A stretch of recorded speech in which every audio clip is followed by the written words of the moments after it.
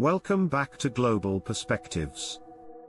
When you think of Indonesia, your mind probably jumps straight to the beautiful beaches of Bali, massive roaring volcanoes, or maybe the deadly Komodo dragons. But beyond the tourist hotspots lies a true geopolitical giant. This is a trillion-dollar island empire that secretly controls the future of modern technology. To understand how massive this country is, you have to look at the map.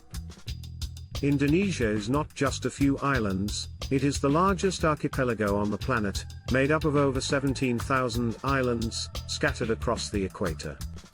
Geographically, it stretches all the way from the Indian Ocean to the Pacific Ocean.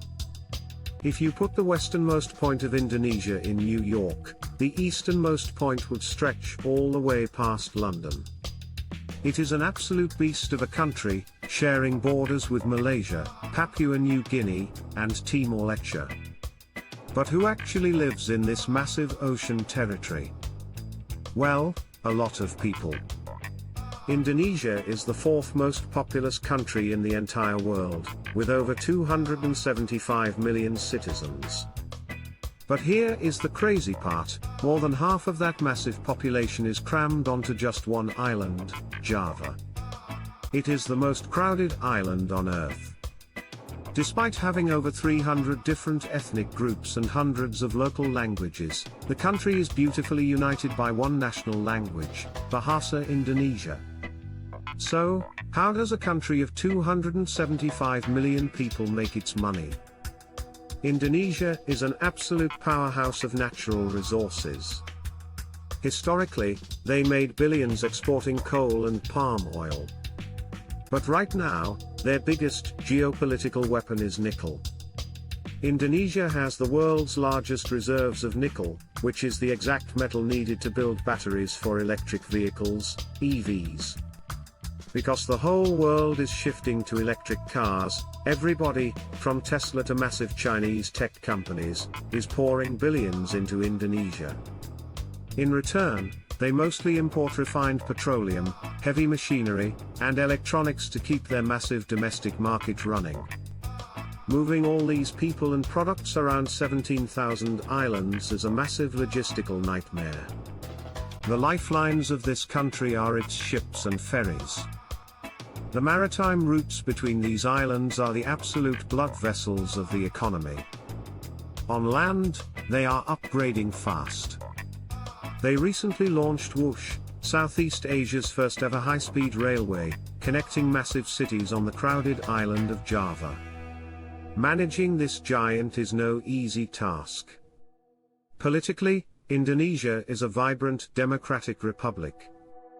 But right now, they are doing something unprecedented. Their current capital, Jakarta, is literally sinking into the sea.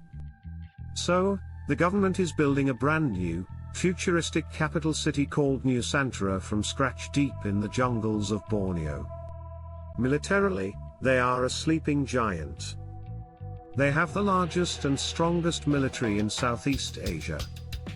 Because they are surrounded by water, their navy and marines are highly trained to protect their maritime borders and fight piracy. Grand strategy-wise, they refuse to be controlled. They strictly maintain a non-aligned foreign policy, expertly balancing massive investments from China while conducting major joint military exercises with the United States.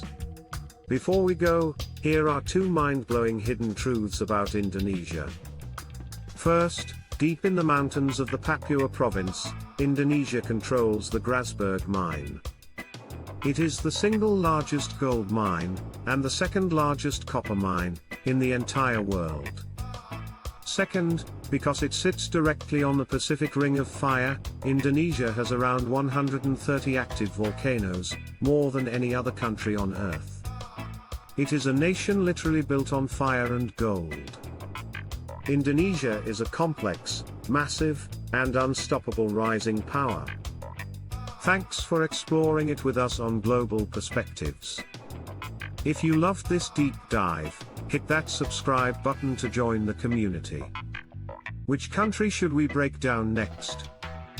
Drop a comment below, and we will see you in the next one.